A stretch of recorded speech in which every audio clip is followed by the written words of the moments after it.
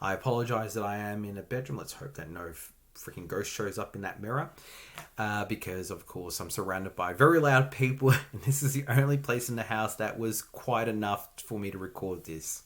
Hey guys, it's Nichi, and today we have another author spotlight.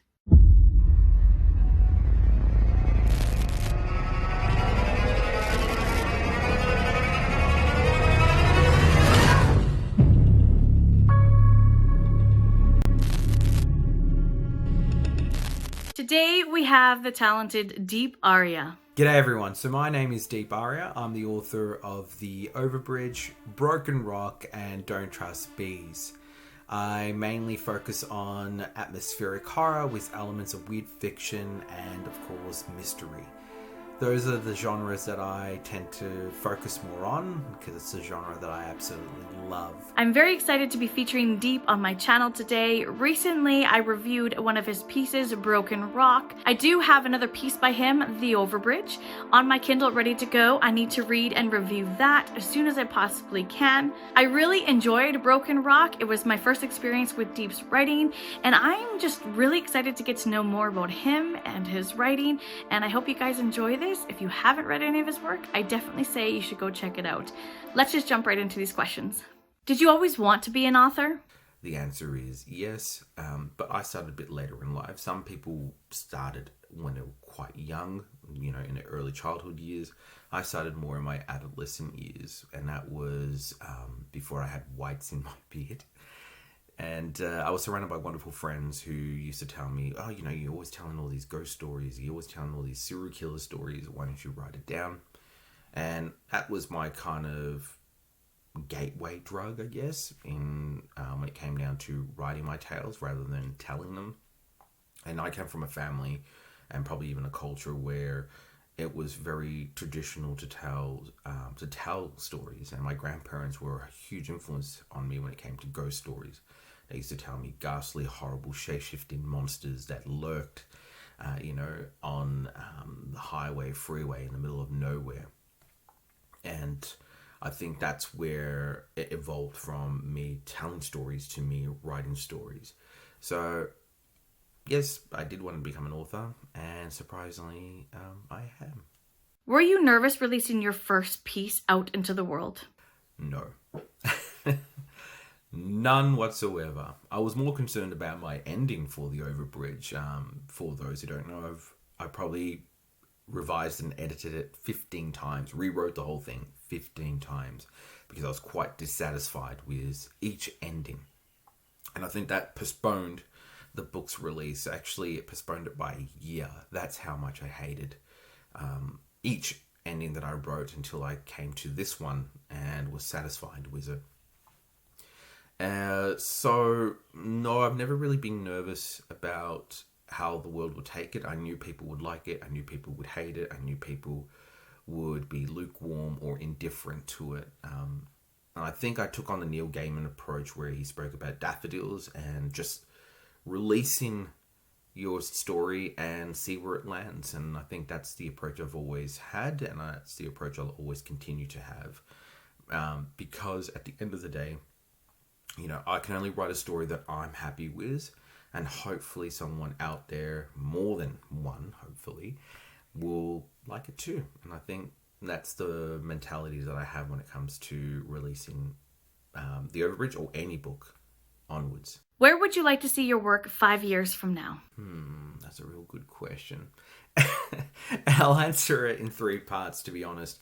The first part is I would love my name and my work to be well established within the indie author community, but also within the indie horror community in general. I would love it to be well known. I love my work to be well known. I want my name to be known. I want people to be like, have you heard of Arya? And even if people haven't read my books, at least my name is well established. I've only been an author for less than 2 years, so I'm in my little corner, slowly trying to get my name out there. So hopefully in 5 years' time, I become well established. Hopefully I have, a nice little fan base, or people who really appreciate my work. And that's where I'd love to see myself in 5 years' time with my stories. The second part of my answer is I'm like the Queen song, I want it all. So I would love my books to be adapted, and I don't think it'll happen in 5 years' time. But I am quite ambitious and I'm quite driven. So for me, I see maybe in 10 years' time, where hopefully all or most of my books can be adapted into a film, TV series, board games, video games. I'm a huge comic book fan, so maybe one-shot, mini-series, graphic novels. I want it all.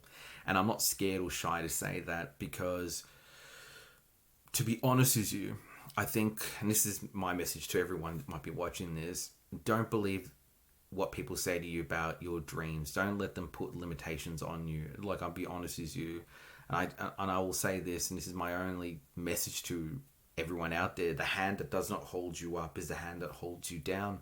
So surround yourself with good people that will motivate you. Learn from your mistakes so you become stronger, and just keep going at it. And don't worry if someone achieves their goals in 5 years and it takes you 10 years. The end game is you achieved your goals. So don't look at it through time. So that's why when I said 5 years, when it comes to the whole film or whatever, I'm not really focused on that part of it. I know it might take longer, but that's okay. So that's where I'm aiming for. And my third answer, which is connected to my first answer, I would love to be well established in 5 years' time that I can help other indie authors. You know, I can go, hey guys, have you checked out this new indie author? Or help out an indie author that might be struggling. Because at the end of the day, we are adapting as a community, and the publishing industry is adapting. Maybe not the traditional, but that's okay. The indie side of things, we're adapting. We're becoming more of a collective.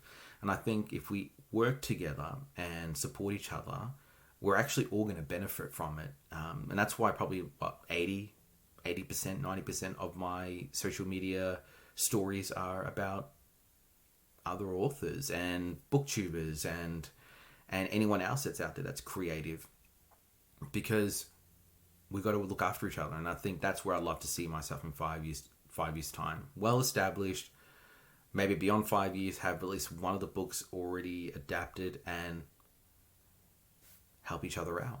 What is the largest obstacle you have faced during your author career? Look, I'll be honest with you, the first obstacle that I faced was negative mindsets. So people who were cynical or weren't as receptive to me being an author.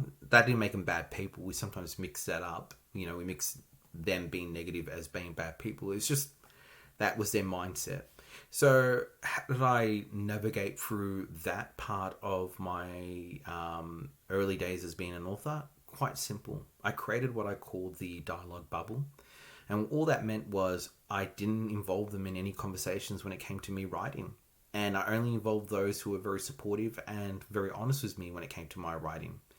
And it worked. So when I go hang out with certain people that, let's say, just don't understand my writing or are semi-critics or know better, I just don't have that conversation with them. And those who are supportive but yet constructive with me, I have those conversations. When it comes to the second part of my answer, look, as an indie author, you're going to understand that not every reviewer is going to respond. You can reach out to 200 reviewers and you might get only 10 responses. Now, that 190 that didn't respond are not ignoring you. They are probably really busy. They probably get 100 requests a day. And those 10 that you might get, a response from, not all of them are going to be positive. Some might be like, sorry, that's not the genre I'm into. Or, I'm sorry, I'm very busy right now. Or, yes, I'm happy to, but it's going to take a few months before I read it. So you've got to be prepared when it comes to those things. Not everyone is going to go, yes, let me read your stuff. So that's the other obstacle. You have to face the reality that not everyone has the time. Not everyone is going to be keen. But there are ways around that. And then you just got to be persistent. You've got to be, you got to build a network. You got to build, relationships. You can't just, I think one of the things that a lot of, not all, but there are some people out there that do, and that is you can't use people, It's got to be a give and take. You've got to be supportive. So when I have someone who reviews my book, I will go out of my way to promote their social media feed or whatever it is because it is a relationship in the end, and it has to be a positive one. You know, it's not about it's not about, oh, thanks, see you later. You know, I want to build those relationships. And you, as an indie author, if you're whoever's out there watching this, it's all about building those relationships with people. It's a network. You're all looking after each other, and good or bad, the reviews, you're still all looking after each other. And that's something I think we tend to forget. And I think that's something that we should be focused on. So those are two obstacles: the negative mindset individuals, and not everyone is going to be supportive, but there is ways to go around it.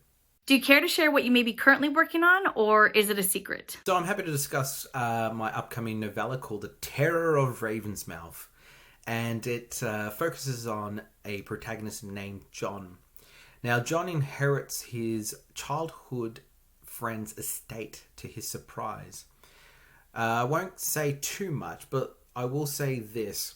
When he arrives at the manor, he discovers a letter from his late friend that claims that his suicide wasn't suicide at all, and that the house may be haunted and played a part in his death. So the whole story revolves around John trying to figure out, is the house truly haunted, or was his friend just depressed? It is, I guess, a haunted house story, but I don't want to go too much into it. I don't want to spoil anything, but it will have a lot of weird things happening. You know, it is set during World War II, so there were suspicious, groups that existed that time. And that's what the Terror of Ravensmouth will be focused on. A semi-traditional haunted house, isolated, atmospheric, weird fiction horror. I do have another novella which will be coming out later next year. I won't say too much about it, but it is a horror comedy set within a hotel that deals with two protagonists, William and Hollis, who do not get along with each other and have different outlooks in how to approach the supernatural, but are forced to work together. So that will be a very interesting take, because horror comedy is something that I absolutely love, and it's something that I wanted to write about. So thank you for your time. Thank you for taking the opportunity to, I guess, watch this video. And thank you for giving me the opportunity to have a conversation and doing this author spotlight. I really appreciate it, and I'm so humbled by the time and effort that you gave to me. Thank you. There you have it, everyone. That was the fantastic, the terrifying Deep Arya. Deep, thank you so much for coming and taking part on my author spotlight series. It means so much to me. To everyone watching, you guys, you know it already. It means so much to me, but it means so much to the author as well. I just love this series. This has probably got to be one of my all-time favorite videos to put together. I hope you guys enjoyed them as much as I do. As always, I will have all of the author's information down below in the description. You can go head over to his socials, check it out, send him some love because he definitely deserves it. Go and pick up some of his work, enjoy it, come back and share your thoughts with me. No spoilers in the comments though, please, if you've read any of it. That's everything for me today. I hope you guys enjoyed this video, and I will see you guys all in my next one.